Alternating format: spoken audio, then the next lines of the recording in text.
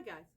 So I wanted to talk to you this morning about something I've been seeing a lot on TikTok about a drug called Berberine. Well, it comes from natural sources. And here's the nice thing that I was reading earlier.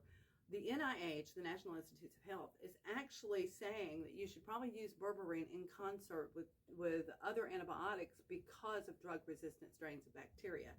And so much out there, antibiotics in the food, antibiotics in the water, they're causing this resistance to antibiotics. And so they're saying this is a really good answer to that problem.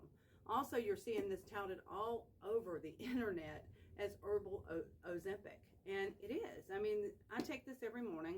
I use an extract of golden seal, which is a really, really, really strong extract.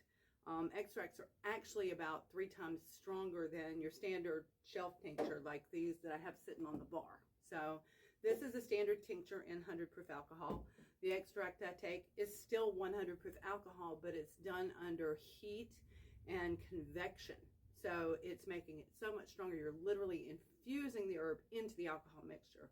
I take it every morning, like I said, with orange juice. You can take it with any strong juice. It's really kind of bitter, which is another good point about your berberine products, your berberine herbs. Bitters are really great for the stomach. If you're having problems with gastrointestinal distress, you're having problems with, say, acid reflux, this is the way to go. Bitters are the way to treat that. And they actually help the filters clean themselves. So a lot of times you'll hear me say, well, use some dandelion root and some yellow dot, clean up your kidney and your liver. Your kidneys and liver need that cleaning. You need to do cleanses as often as you possibly can for that, so that they're operating at optimum.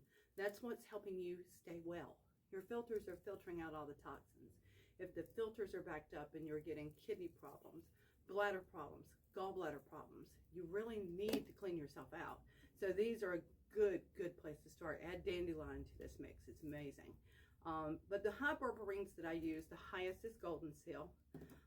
Then there's barberry and yellow dot. Barberry is right here, yellow dot, and Oregon grapefruit. This is the one I often use for gallbladder.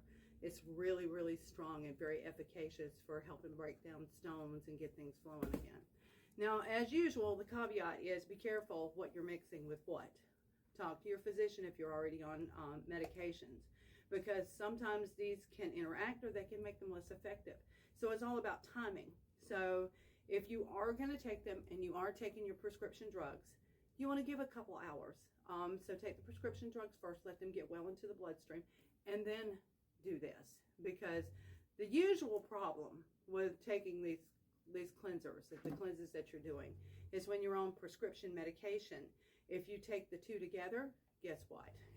You just sent all of your prescription medication out in the urine stream.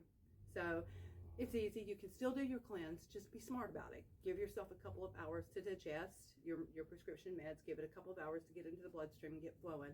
Once it's in there, you're good to go for the day.